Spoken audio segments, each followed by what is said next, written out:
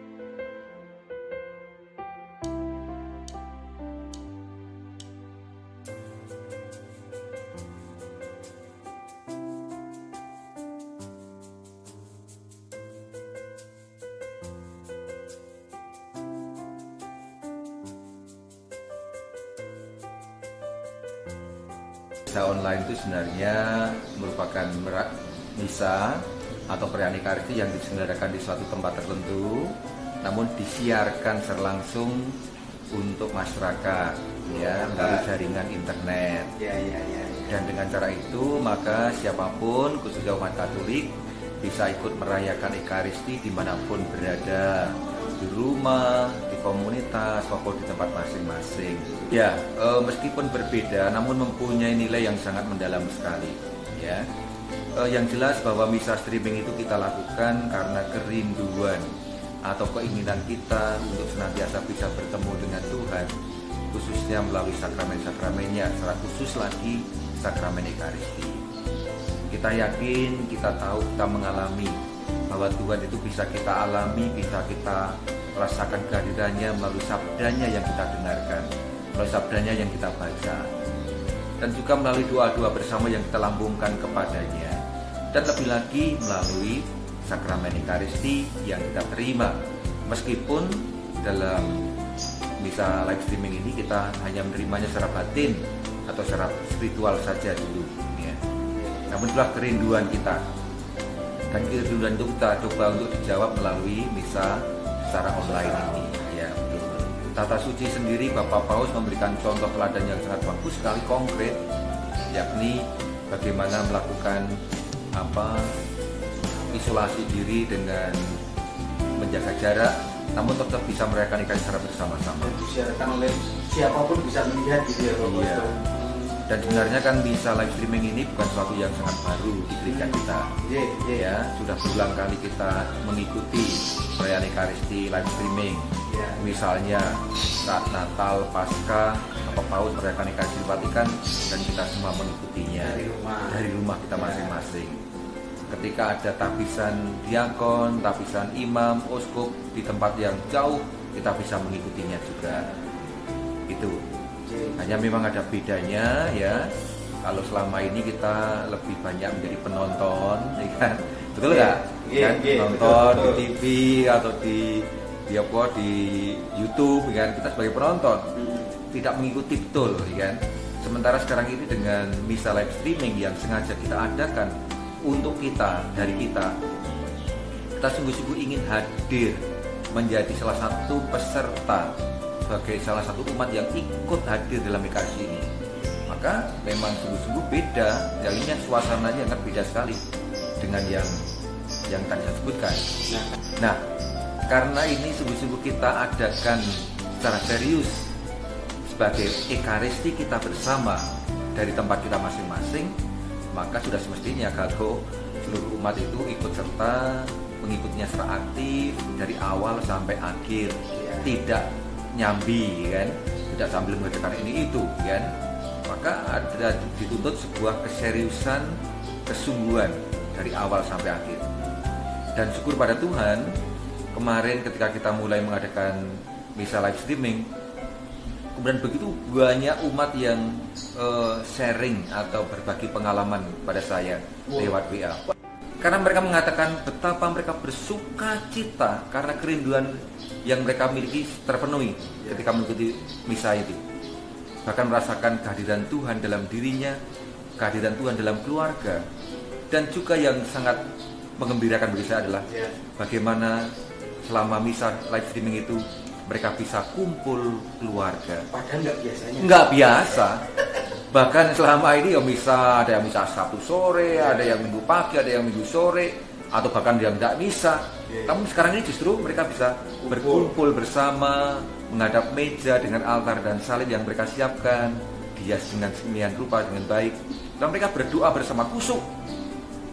Saya bahkan menerima gambar-gambar atau foto-foto yang sangat menarik sekali. Ada dua anak duduk di kursi nengkrus. Nengkrus apa ya? Nengkrus itu sungguh-sungguh apa itu ya? Penuh perhatian, khusus sekali berdoa di depan laptopnya. Dan bagi saya ini suatu yang berbicara ya. Dan inilah salah satu pengalaman yang sangat indah sekali. Saya senang, saya bangga sekali ketika mereka bisa berkumpul satu keluarga, bisa ibadat bersama, doa bersama, makan bersama, bahkan bisa bercerita bersama.